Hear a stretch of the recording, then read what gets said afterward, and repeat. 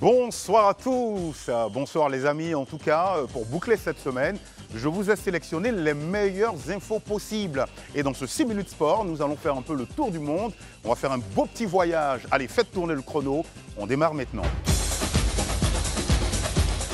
Dans l'actu de ce vendredi, le dernier carré de la Champions connue Paris Saint-Germain, Borussia Dortmund, Real Madrid, Bayern Munich. Voilà le tableau final. Sinon, le dernier carré de la Ligue des Champions QV 2023-2024. Eh bien, toutes les victoires, sinon toutes les qualifications sont à mettre sur un pied d'égalité. Mais celles du Paris Saint-Germain et du Real Madrid sont beaucoup plus parlantes en termes de pure émotion. Battus 3-2 à l'aller, les Parisiens ont renversé la vapeur 4-1 face au Blaugrana pour se hisser en demi-finale. Quant au Real Madrid, il a conduit les Citizens à l'épreuve fatidique des tirs au but pour arracher sa qualification. En tout cas, pour voir les demi-finales, en ce qui concerne Bayern Munich, Real Madrid, ce sera le 30 avril pour l'aller et le retour le 8 mai. En ce qui concerne Borussia Dortmund, PSG, ce sera le 1er mai pour l'aller et le 7 pour le retour. Également dans l'actu, le trophée des champions pourrait se jouer ici en Côte d'Ivoire.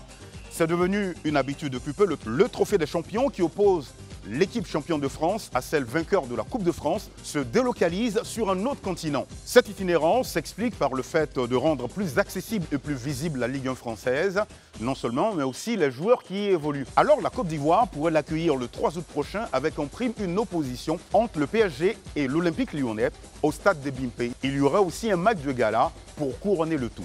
Vivement le 3 août donc. Pour terminer dans l'actu, Hugo Ekitike pourrait débarquer dans la tanière.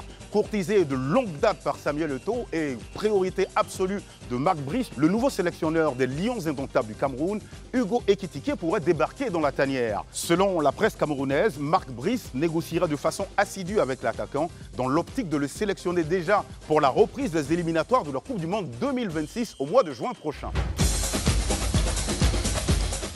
À l'affiche, bien évidemment, c'est le Classico Real-Barça qui retient notre attention.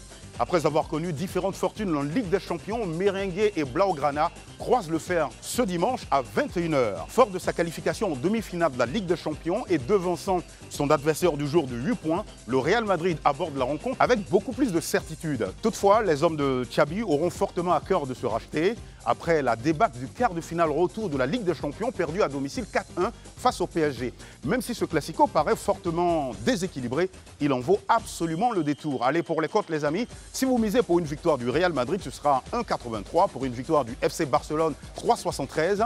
Et puis pour un match nul, ce sera 3,78.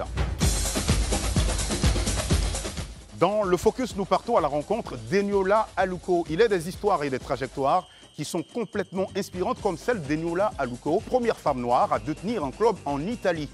Dans le dur, coriace et raciste monde du football, l'ancienne joueuse de l'équipe féminine anglaise, de la Juventus et de Chelsea, a acquis la majorité des parts via le consortium Mercury 13.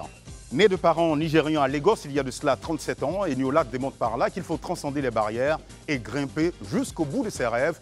Voilà donc une histoire assez inspirante, non seulement pour les femmes, ici en Côte d'Ivoire, en Afrique et partout dans le monde. Dans l'Expresso, nous parlons du retour de Rafael Nadal. Après 3 mois loin de cours, le maître de la terre battue, Rafael Nadal, a fait son retour pour le tournoi de Barcelone. Il y a disposé de l'Italien Flavio Cobolli, 6-2, 6-3 en 1h30 de jeu. 4 semaines avant Roland Garros, Nadal engrange un peu de confiance en se testant sur ses capacités à être compétitif. À 37 ans et face au 62e joueur mondial, Nadal signe sa première victoire sur terre battue depuis son 14e sacre à Roland Garros en 2022. Par contre, face à l'Australien Alex de Minaur, c'était un cran au-dessus et c'est tout naturellement que le Mallorquin s'est incliné 7-5, 6-1. L'essentiel était déjà là, c'était de revoir après 3 mois Rafael Nadal. Vivement Roland Garros. Point final pour ce soir et cette semaine. Rendez-vous lundi pour une aventure de d'autres actualités sportives. D'ici là, portez-vous bien. Salut les amis!